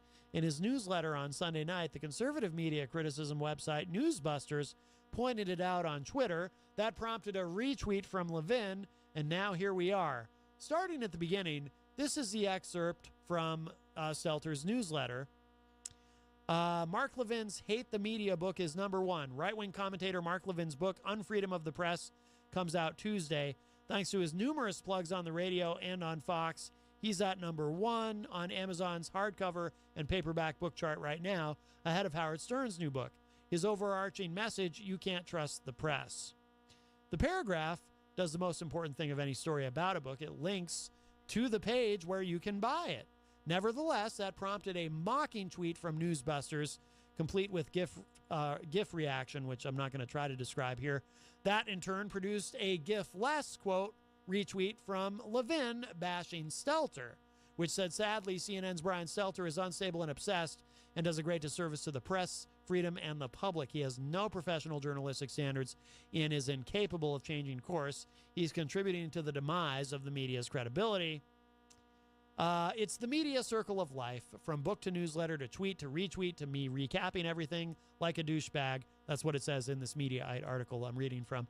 But of course, that wasn't the beginning, leaving aside the already abundantly documented war between CNNers and Fox folk. The specific battles between Levin and Stelter go way back. In fact, the specific battles between Levin and Stelter about books in particular goes way back. And then there's some clips here. I'll go ahead and just drop this into the Facebook live chat for those of you who want to check it out later. It's a little much to get into here, but hello to Gia who joins us in the Facebook live chat. But it truly is, like the author of that article says, a circle of life. It's very successful. It's a very successful formula. The left helps the right sell things. The right helps the left sell things in various ways. It's like you see with the media. Trump is great for the media. The very media that he criticizes so much gives them plenty of publicity. He gives them ratings, etc. It's all just a constant self-fulfilling prophecy, if you will. But we are joined. We have been joined here in the studio by a man. Hi. And who are you, sir? It's just me. It's just you. See, I have to make certain that I like to let you introduce yourself. I know you do. In case you've taken on one of your many alter egos. There's just me. I don't know what you're talking about when you say that. Well, yes, of course. Hello to the great Paul Cormier. Good afternoon, Manchester. Oh, not just Manchester. We have all these folks online from all over the place. Hello, everybody from all over the place. Your great friend Fred is from Pennsylvania, for example. I know. Hi, Fred. But Wayne is from Michigan. Hi, Wayne from Michigan. I forget what state Gia's from. Hi, Gia. Gia's from far away. Everybody, actually, almost everybody. Oh, Jeff Cassell is local. But, Hi, Jeff. I think almost everybody else in here. I forget where Rhonda's from. Rhonda's from somewhere else. I know Jeff. You do know Jeff, Dr. Jeff Cassell. Dr. Jeff. There's also the other Jeff Scumpy Lorenz. I went to see his show the other night, DEF CON. Oh, Gia says, hey, y'all, news schmooze. It's all commentary of bozos. Mm-hmm. Well, I can imagine Brian Stelter actually in a bozo costume, but I like him. That's in no way meant to be a put-down or a criticism of him. Alex Jones apparently hates Brian Stelter. I played a clip last week of Alex Jones just losing his mind over Brian Stelter, saying Brian Stelter wants to run your life. Brian Stelter wants to control you. Alex Jones... sometimes he just comes unhinged, Paul Cormier. He comes unhinged. I believe it. Yes. I could just imagine. Yes. Well, you don't have to imagine it. You could. You should go to his website, Infowars.com. You might enjoy it. Who, Alex? Yeah, I'm kidding. No. I don't think you'd enjoy that. I don't think it would be your thing. I saw a piece on, what's his name? Last week, tonight's HBO show. Oh, yeah, John Oliver. Yes. Yeah. talking about the great Alex Jones. Yes. That was fantastic. I do Fantastic piece. I enjoy some Alex Jones. I think he's fascinating. Oh, Gia's in California. Oh. Yes. Sunny California. All the way on the West Coast. It's pretty sunny here. It's sunny and hot. Sunny and hot. Yes. It's like we skipped right over spring. That seems to happen a lot. Yeah. That's why I opened with Weatherman Says by Jack Wagner. I know that's a personal favorite of yours. Jack Wagner. Sorry you missed it. The great Frisco Jones. Well, we could always read it again tonight over dinner. You want to read it? Oh, whatever. Why would you read it? Because I like reciting things to you. You know that. Well, I do, and it's a little weird, but it's 2019. You know, I'm a modern man. Yes, right. You are. So, how are you today, Paul Cormier? I'm doing all right, hanging in there. Yes. How are things with you, Matt? Oh, okay, all right. It's another busy news day. It is another busy news. That's why I came in. I needed to get some news. Oh, really? I just got out of work after working one of my 3 jobs. Yes. And I came in. I got out of work and I thought to myself, God damn, I need news. You need news. I need news. So I came in and I poked my head around and I saw that you were sitting in here alone today. But here's the so I figured I'd come in and join you. But here's the irony, Paul. Mhm. You came in to get news. Yes. But you're the one sitting at the news desk. Right. Well, you know what? I would contribute, but the computer here never works. So You're at the news desk. right. That's the official news I desk hate that. air horn. I hate that thing. Why? It's an air Because- horn. What's to hate? Because it's horrible. It's overused in society. No, it's not overused on this show. Not I hardly ever use it. Not the air horn per se in general. but Right. That. Right. Yes. Oh, Fred posted in the Facebook live chat a picture of him with Mark Levin. Fred, you look uncomfortable in that picture. Almost as though... Oh, and Fred says he's banned from Levin's Facebook page. Well, I can't imagine what you could have done to upset him. Do you have any what talk shows do you listen to, Paul, other than Howard? Or I don't know if you even really listen to Howard anymore. I barely ever listen to Howard, only because I don't have a chance to. You know, right? He's changed quite drastically. I mean, I've been listening to him when he started on BCN back in 1992, and I stumbled across him by mistake. I was just going to listen to the evening music that BCN once provided, and I heard this guy Howard Stern on one night, and I didn't know what it was, and it turns out his morning show was syndicated here in Boston at night. Yes. Because they didn't want to get rid of Charles Laquadera in the morning because he was a WBCN staple. My dad was a big fan of his. I never heard him, Charles Laquadera. So you never heard his radio show when he was on? I don't think I ever did. I remember my dad talking about it, but for whatever reason, Yeah. I don't think I ever heard it. Yeah, he was big in the 70s and 80s, and I remember catching the last few years of his show when I was a teen. Okay. And then eventually he retired, and Howard took over. The syndicated show took over in the mornings there on Yeah. WBCN. Yeah, because I remember I used to listen to that was where when I first heard Howard was at night. Well, actually, my first exposure to Howard was his television show that he did on WOR in New York, but was syndicated. Yeah. The television show that got more ratings than Saturday Night Live. Yeah. Yes. Our mutual friend Dan Randlett was the one who turned me on to the television program. You can still find episodes of that WOR show on YouTube. Yes, you can. Like when he interviewed, or was that on the E show? Because then he had that. Because there's an interview he does with Kiss from 1993. Well, I'm a huge MASH fan, the television show MASH. Yes. And I just came across a WOR Howard Stern show episode where he interviewed Larry Linville, the guy who played Frank Burns. Frank Burns on the first 3 seasons of MASH, 4 seasons or 5 seasons actually. Oh. And you really are a MASHophile. Yes, and it was hilarious because you see on Howard's show, when he would have a guest on, he wouldn't tell them what they were in for. Right. He would just let them know in advance we're going to do a skit that's probably going to feature the show you were on, but that's it. He'd throw the script at them via teleprompter right when they were there, and he did that with Larry Linville. Oh, he did? Yes, they did a MASH. They did a MASH skit, and Larry Linville played Frank Burns. Yeah, and Howard didn't play Hawkeye. He played Hawknose. Really? Yeah. And they performed a really bad surgery there. Oh, And wow. It was a bad skit. Yeah. It probably would have been hilarious back in 1992 when the show was live, but when you look at it today, it was just dreadful. And But is that on YouTube? yeah, it's on YouTube. Oh, okay. I gotta yeah, find that. It's great. Yeah. I used to love MASH when I was a kid. Yeah, but the first that video itself is broken up into 2 or 3 segments. But what I liked was the first segment when he was actually sitting down interviewing Larry Linville. Yeah. The skit itself was tasteless, but Really? Oh yeah, this is tasteless. Yeah. Stupid. I could probably, if I could find it, I could probably play it. Right? There wouldn't be any profanity in that because that aired on regular TV. Right, it was on regular television. The first segment, yeah. Just put in. In fact, I just typed in Larry Linville on YouTube. Oh, no kidding. And that's, excuse me, that's like the first thing that came up. Oh. Howard Stern interviews Larry Linville on WOR like 30 plus years ago or 25 plus years ago. Howard Stern channel. Yep, there it is. Yeah. Oh, wow.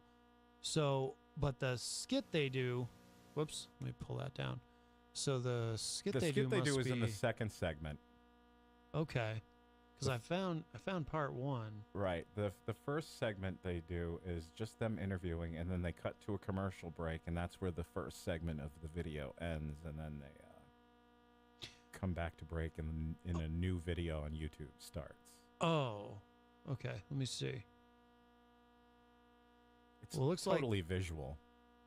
Oh, the skit? Yeah, it's you know maybe it's not worth playing. Nah, it's just stupid. Oh, okay. I'm just curious. Yeah, I'll look for it later then. I'm curious. Yeah, watch it at home.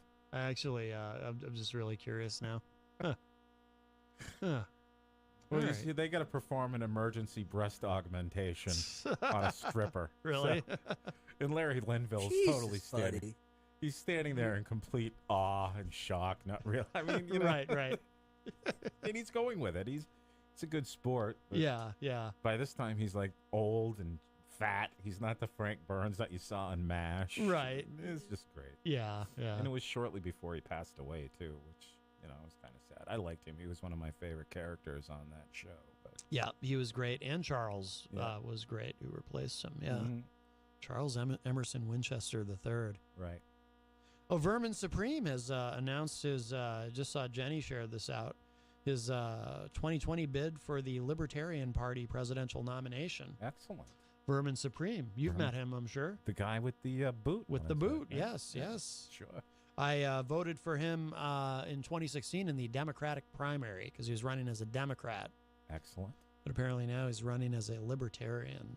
I see. So I will vote for him. He's one of the few presidential candidates who's let me interview him. Really? Yes. In here, in the studio, or on location? Upstairs when I was doing the TV show, he came in. Plus, I've done a couple of phone interviews with him over the years. Mm-hmm. But yeah, I mean, that's really, I actually am that like self-serving that I'll vote for someone simply because they were willing to be a guest on my show. Well, why not? Yeah, I mean, that really is like even if there's someone I'd prefer to vote for, I'll still vote for him because he said yes. Mm-hmm. But I actually, I don't find interviewing politicians all that interesting, which might sound, I've never said this on the air, that might sound like an odd comment from me. Well, it's a complete bore fest in the first place. Well, the thing is, professional politicians just they speak in talking points. Mhm. Like if I had one of the major candidates in here, Mm-hmm. and honestly, if they've listened to the show ahead of time, they're not going to come on. But I mean, earlier I was talking about a satanic ritual, occult sacrifice, and yeah, but they're not going to come on. But Joe Biden's not going to come in here and sit with me. But the thing is, like, professional politicians, they only speak in talking points, and they only, I mean, one of the first rules in politics is when an interviewer asks you a question or at a press conference or whatever, or at a debate, you never answer the question that was asked. You only answer the question that you wish had been asked. I see. So... Well, that makes sense. You see that happen all the time, right? So it's really not that interesting. It's not that interesting a discussion to have because they're not going to say anything interesting. I'm proud to say, Matt, that I couldn't give the slightest you-know-what about politics. I know. I just don't care.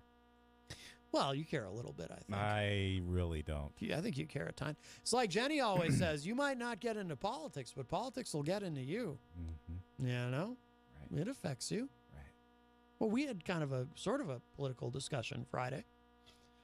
Yes, we did. That was great. I like it when arguments break out. Yeah, but to me, that wasn't political. It was common sense. Yeah, but this is an element of politics, too. Whatever. Dealing with, sure. with issues like that. And there's I didn't make it political. Well, there's certainly people here who make the issue political, though, locally. Well, sure. So, very, well, very there's much a certain level of politics that have to intervene with the subject we were talking about. Well, that's what I mean. Yeah. Well, of course. Yes. But no, that was exciting, exciting radio. You guys both took your headphones off. Well, my ears started getting sore. Oh, my goodness. I was being accused of something I wasn't doing. Well, you know what? I mean, it's like you guys were just... You were more on the same page than I think either of you realized. Well, of course. I don't want to see somebody get hurt. Right. I don't want to see somebody out on the street for a living. Right. Picture's only begun. Exactly. Got you under their gun. But yes, I do occasionally like to see people get hurt, like in a fun YouTube video. Like if you see someone fall down or, getting hit by a car or something, that's kind of exciting. Right. Those kinds of things. Sure. Because you can kind of pretend it's not real, even though knowing that it is real makes it even funnier. That's kind of neat. But I know what you mean. Yeah. Does that make me bad that I like that stuff? That you think it's funny might be a little disturbing. Yeah. Like usually, like if I see someone fall down or something, I'll go help them up or whatever. But first, I'll kind of stand over them for a few seconds. Well, I don't think that makes you totally sick. Because point at them and laugh. Look at these America's Funniest Home Videos. Exactly. They're made up of 2 hours of family fun, of people falling off skateboards and kissing the pavement and getting hit by cars and falling off platforms, and they're trying to paint the house and they fall off the ladder. Right. And the laughter in the audience when the applause button and the laughter light comes on in the studio. And I sit there and I'm like, do you find that stuff funny when people are getting injured? I don't like that. I don't think it's funny. It doesn't bother me. If these people want to get on, on a mini bike and go jump off a ramp and have their Uncle Biff videotape them dying, that's one thing. But some of that's just Darwin, I guess. But yeah, my nephew just broke both of his legs on an ATV, and now I'm going to send it to Bob Saget on America's Funniest Home Videos. I just don't get that logic. Right. I never have. Right. I think it's the stupidest ever. Oh, my goodness. It's dumb. Jeff Scumpy Lorenz says, hey, Paulie C. I love you, Jeff Scumples. I was at his show the other night. How was it? Oh, it was good. I mean, I didn't stay for too long. It was very, very loud, and, I've got the tinnitus, so I try to protect my hearing. I stayed for about 4 songs, but okay. No, it sounded good. Did you come to town specifically for that, and then you left and went back home? Yeah, well, I was in Manchester. I mean, I live in Manchester. Well, you got to call me, man. On Saturday night, I sat there with my thumb, and I didn't do anything. I was going to call Peter to see if he was going to see DEF CON. Oh. Well, it was kind of a spontaneous thing. Mm-hmm. But like I said, I couldn't stay long because of my, I have the constant ringing, so I take really good care of my ears, or I try to. I risked my hearing for you, Scumpy. Wow. How was it? I hope he knows. No, it was good. Was it good? Yeah, I mean, it was loud in there. But Panucci's is a nice room. Did he play Kiss while you were there? No, he did, let's see, I stayed for 4 songs. So Yep. there was Everybody Wants Some by Van Halen. Really? Black Days or Fell on Black Days or whatever it's called by Fell on Soundgarden. Black Days? Yes. Jailbreak by Thin Lizzy and The Zoo by the Scorpions. Ah. So, and he played guitar on Jailbreak. I think he just sang for the other ones. Ah. Yeah. Well, he's versatile. But he does a lot of, even when he's not playing guitar, like when he's just singing, he does a lot of this.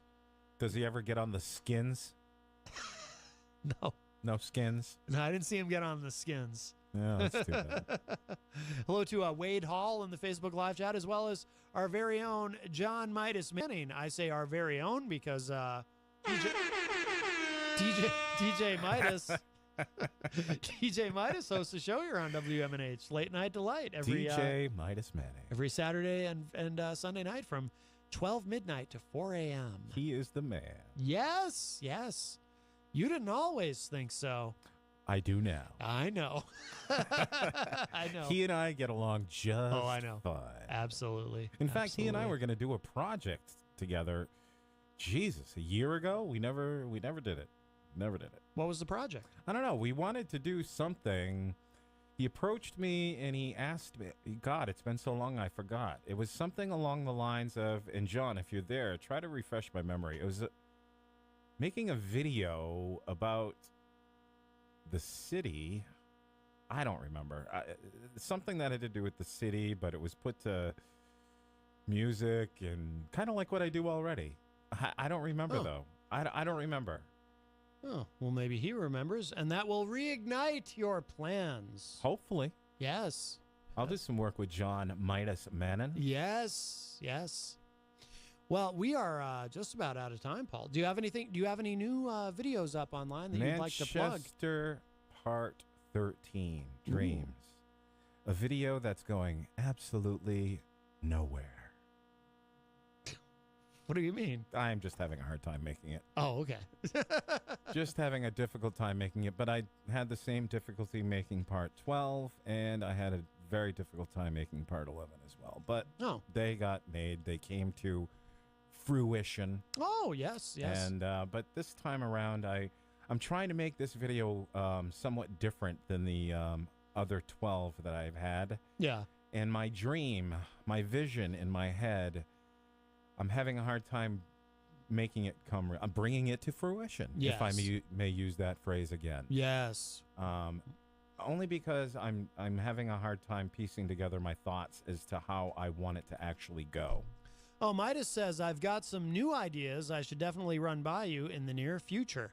Sounds like a plan. No, there you go. Well, it's not really a plan. It's more of a thought. Like a plan would be like... Him running them by me is the plan. Yeah, but that's not really a plan. Like a plan, like doesn't a plan involve like a specific day and time and that's more of a plan. Okay. Sounds like an idea. Yeah, it's more of an idea. I'm a stickler for these, for semantics and using the right words, Paul Cormier. I like to always say things correctly. You're absolutely right. Yes. I deal with plans all day. Yes. My full-time job. Maybe See? I just left work with work on my mind. Yes. All right, Paul. Well, always nice to see you. Good to see you. Have a good day. Absolutely. And thanks, everybody, in the Facebook Live chat. And thank you to Easy G for calling in earlier. And if you missed any part of today's show, it'll be up in just a little bit at WMNHradio.org. Don't forget the morning show, well, in the morning from 7 to 9 a.m. with the great Peter White. And I will be back tomorrow afternoon. That's it for me for now. I'll talk at y'all a little bit later. Bye, everybody. Who is that? Bung, bung, bung. Who is that? Trump's so racist. Who is that? Donald Trump, they said. Who is that? Donald Trump, not bad. Who is that? Donald Trump, they said. Who is that? Trump's so racist. Nice guy. I mean nice guy. Nice guy. I mean nice guy. Nice guy. I mean nice guy. You're a racist. I couldn't care less. Nice guy. I mean nice guy. Nice guy. I mean nice guy. Nice guy. I mean nice guy. You're a racist. I couldn't care less.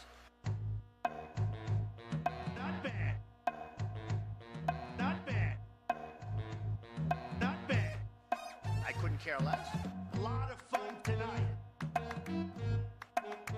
We're going to have a lot of fun tonight.